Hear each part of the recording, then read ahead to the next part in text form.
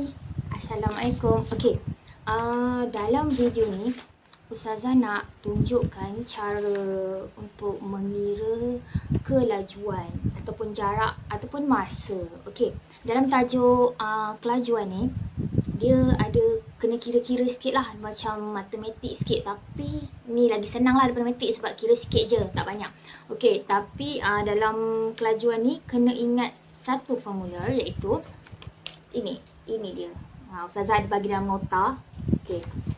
Yang penting kamu ingat benda ni, bentuk segitiga kelajuan. Okey, J kat atas, K dan M. Okey, J ni garis yang tu adalah simbol bahagi. Ingat ya, bahagi. Okey, K, M, sebelah-sebelah KM.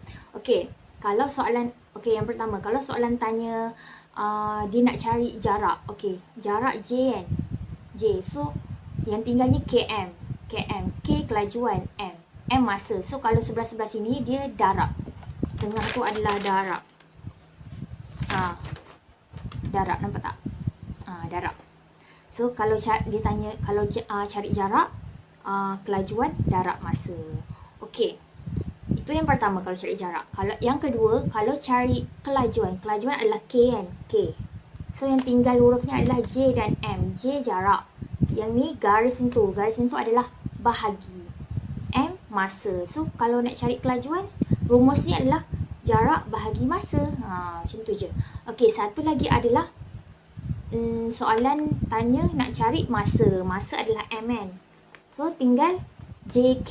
J jarak, K masa. K kelajuan. So ni adalah simbol bahagi. So kalau nak cari masa, jarak bahagi kelajuan.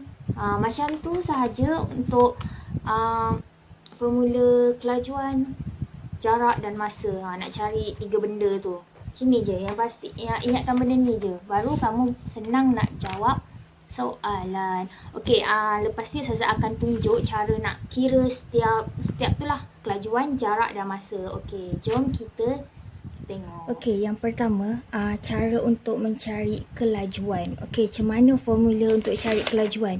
Tadi Ustazah dah cakap pasal ni kan, kelajuan huruf K ni kan. So yang tinggalnya J dan M. J ni jarak, ni bahagi masa. So ni adalah rumus dia lah, K sama kelajuan sama dengan J bahagi masa, jarak bahagi masa.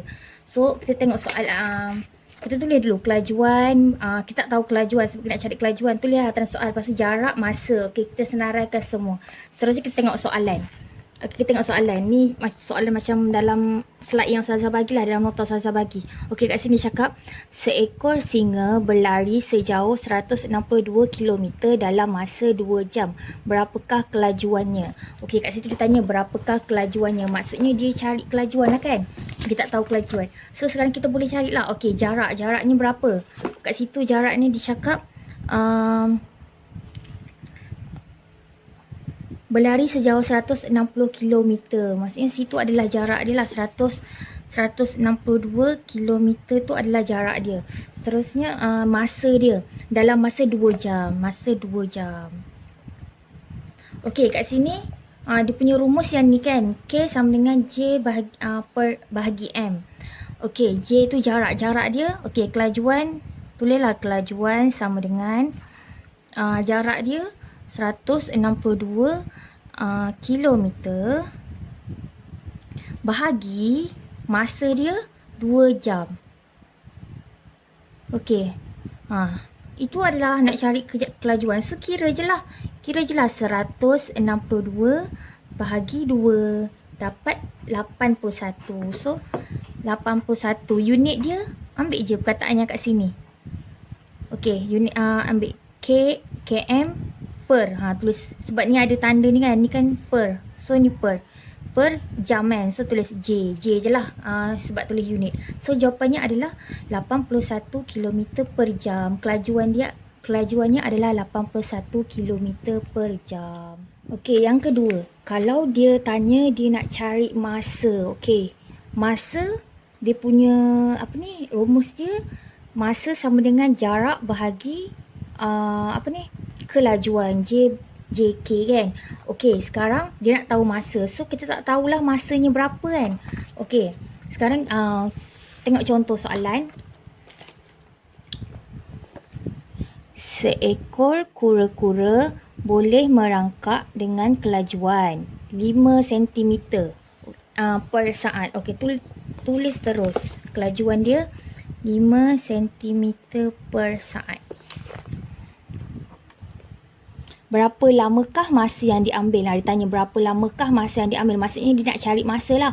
Yang jika kura-kura itu bergerak sejauh 20 cm dengan kelajuan tersebut. Sejauh 20 cm, 200 cm maksudnya itu adalah jarak. Jaraknya 200 cm. So, kita buat ikut macam rumus dia ni. Masa sama dengan, nampak tak guna pen lah. Jarak bagi kelajuan, jaraknya 200 cm bahagi kelajuan dia 5 cm per saat.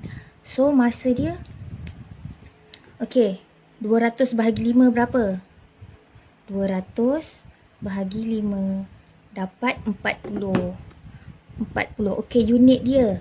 Unit ni apa? Okey, ni nampak yang sama, potong je. Ni potong, tak payah ambil. So tinggalnya S kan. S tu adalah saat lah. Okey, so masanya adalah 40 saat. Okey, yang ketiga, kira jarak pula. Cara nak cari jarak macam mana. Okey, sebelum tu formulanya adalah J sama dengan K darab M. Kelajuan darab masa. Okey, so kita senaraikan terus tiga-tiga benda ni, jarak, kelajuan, masa. Jarak ni kita tak tahu sebab dia nak cari jarak kan. Okey, kelajuannya apa, masanya apa. So kita baca soalan dia. Soalan dia kat situ.